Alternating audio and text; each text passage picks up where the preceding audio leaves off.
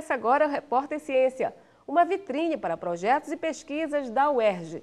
E hoje vamos conhecer o Néctar, Núcleo de Estudos sobre Alimentação e Cultura. E para falar sobre os projetos do Néctar, estamos recebendo aqui no estúdio a professora Shirley Donizete. Veja agora a reportagem de Flávia Carmanhanes no Laboratório do Néctar. A vida agitada das grandes cidades, a globalização e a publicidade exercem grande influência na nossa alimentação. O Néctar, projeto do Instituto de Nutrição da UERJ, realiza estudos na área de alimentação e cultura, refletindo sobre a relação que temos com os alimentos. No Instituto de Nutrição nós temos várias linhas de pesquisa mais ligadas à epidemiologia, ou a políticas públicas, ou pesquisas na área clínica, e nós trabalhamos com pesquisas mais voltadas para a alimentação, ligadas à cultura, né? Ao processo de, a percepção dos alimentos como algo simbólico, como algo da ordem da cultura, né? O que os alimentos trazem de signos, de símbolos, né? De que significados estão presentes nos alimentos, né? Os alimentos, eles não são só nutrientes, né? Eles não são apenas uma massa bioquímica, eles são, né, eles estão na cultura, eles têm valores. O Néctar tem como objetivos o desenvolvimento da produção científica e a realização de atividades de ensino e pesquisa, envolvendo estudantes de graduação, mestrado e doutorado. Nós temos pesquisas aqui que trabalham com idosos, pesquisas que trabalham com pessoas de outras culturas, temos intercâmbios tem alunos nossos, né, fazendo pesquisa em Portugal, na Espanha. A doutoranda Daniela Neiva prepara uma tese sobre a representação dos alimentos em alguns veículos de comunicação. Hoje, no doutorado, eu estou conseguindo ampliar mais esse estudo, né?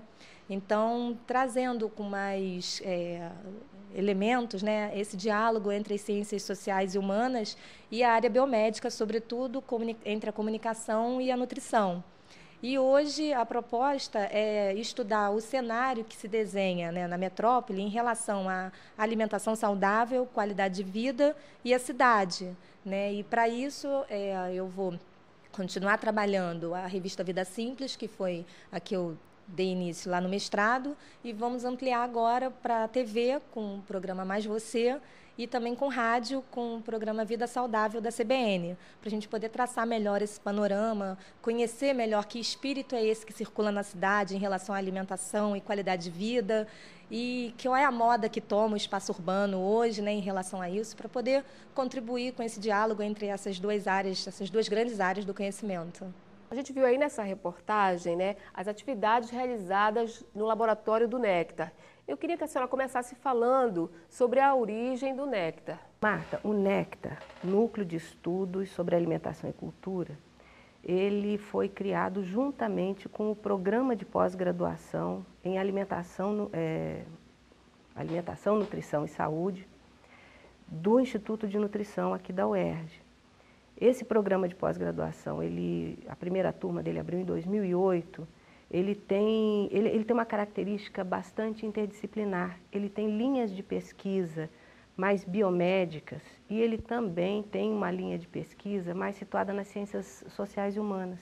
Nesse pedacinho aí das humanidades é que nós operamos. Então, um grupo de professores do Instituto de Nutrição e também do Instituto de Medicina Social, né, nós nos reunimos e começamos a pensar como é que a gente faria para desenvolver as discussões na interface das questões relativas aos nutrientes, como é que os nutrientes operam dentro do corpo, como é que a gente articula isso com a vida das pessoas, não é? Como é que a gente pensa a alimentação na vida das pessoas. O Néctar surgiu em torno desse universo, pensando a comida no mundo, na vida. Eu queria que a senhora resumisse, então, essas duas linhas de pesquisa, que é a alimentação e nutrição como campo científico e sentidos e significados da alimentação e nutrição em sociedades contemporâneas. Dentro do Néctar, nós temos essas duas linhas de pesquisa. Na linha dos sentidos e significados da alimentação, a gente procura compreender o que a comida significa para as pessoas. Um bolo de aniversário é diferente de um bolo que você compra na prateleira do supermercado. Então, é bolo, mas são bolos com sentidos diferentes. E muitas vezes a comida coloca as pessoas numa determinada posição na sociedade. Dependendo do que você come, você vai ser identificado numa determinada posição na vida.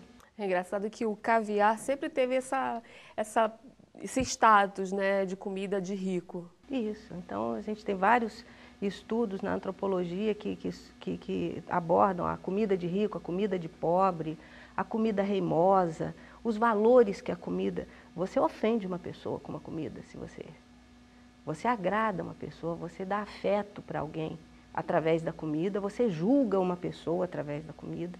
E a sociedade toda, ela opera não só por mecanismos econômicos, mas por mecanismos sociais, né, por questões sociais da ordem da cultura. Então, a história da vida contemporânea, ela está, por exemplo, dentro da produção do Norbert Elias, muito vinculada às práticas cotidianas. Como é que você come, como é que você se senta à mesa, como é que você dorme, como é que você se veste, a sua roupa fala. A sua comida também fala. A senhora acha que com o fast food, né, a comida meio que se homogeneiza? Isso é prejudicial para a cultura? Então, nós estamos vivendo um momento na história com um acontecimento de grandes proporções, né? Um dos acontecimentos de grandes proporções são as grandes indústrias de alimentos que vendem o mesmo produto no mundo inteiro. Então, o leque de opções para alimentação vai ficando cada vez mais reduzido, porque embora você chegue na prateleira do supermercado e encontre uma quantidade enorme de produtos, são esses mesmos produtos em qualquer lugar do mundo. De um lado, isso reduz muito a nossa riqueza, porque a alimentação faz parte da nossa identidade. Você quer saber quem é um povo? Você vai ver a língua que ele fala e vai ver a comida que ele come. Então, vários autores discutem e discutem de uma maneira muito crítica esses fenômenos ligados à homogeneização da alimentação no mundo. Agora, a gente observa que isso não é a única coisa que existe, não é? A gente continua tendo a nossa comida. A comida do Rio de Janeiro ela é diferente da comida mineira, ela permanece diferente da comida baiana, ela dá uma identidade para aquele povo. A gente ainda tem isso. Eu sou do Pará, né? Então, o açaí é quase a alma do paraense, né? E para a gente explicar isso para as pessoas é complicado, é que nem o chimarrão para o gaúcho, não é? Então, queria que a senhora falasse um pouquinho disso, do significado cultural da alimentação aqui no Brasil. Então, o Brasil é um país imenso. O Brasil tem uma diversidade cultural fantástica, não é? Então, uma das coisas que a gente pode e deve e precisa estudar, porque a gente conhece pouco, é exatamente essa vida, é o dia a dia, é o cotidiano, é a prática alimentar, né? As práticas relativas à comida que as pessoas têm nos diversos lugares, porque isso isso não é uma coisa só do indivíduo, isso é da formação social, isso é do coletivo. A gente pode compreender, a gente pode estudar uma sociedade inteira, inclusive as suas questões políticas, as suas questões morais, as suas questões econômicas, pegando como fio da meada o que esse povo come, o que essa sociedade come, como é que ela se organiza, que valores isso tem. Queria que a senhora falasse, então, desses projetos de extensão que o Nectar possui. O Nectar, ele opera junto com alguns projetos de extensão. Um deles, por exemplo, é o que vocês conhecem bastante, que é o NAT. Então, agora, bem há pouquinho tempo, uma das nossas mestrandas, agora já é mestre, defendeu uma dissertação muito bonita, e ela estudou a alimentação de homens idosos que vivem sozinhos, que moram sozinhos. Qual a influência da publicidade na alimentação? Ela é muito grande, né? É uma influência muito grande. A publicidade, ela é poderosa. A publicidade, ela é indispensável ao funcionamento da sociedade moderna, da sociedade contemporânea. Ela opera num lugar absolutamente estratégico.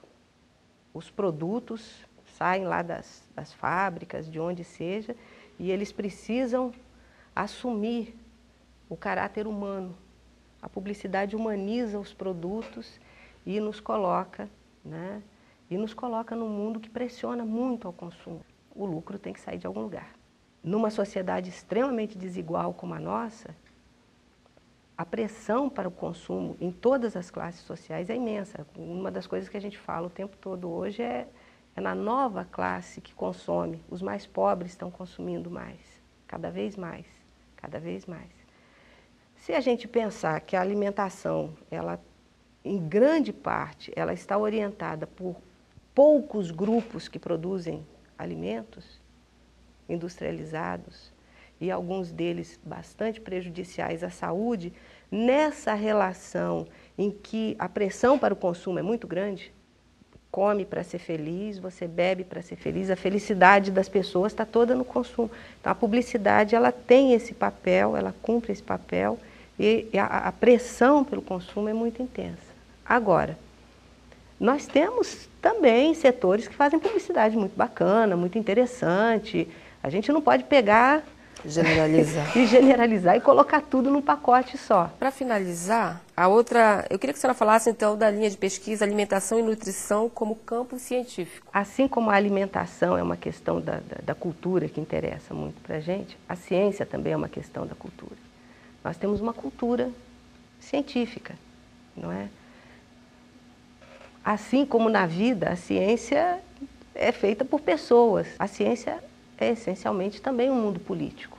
Ela não é só um lugar de técnica. E nós procuramos olhar para o campo científico, alimentação e nutrição, que produz, se esforça, investe.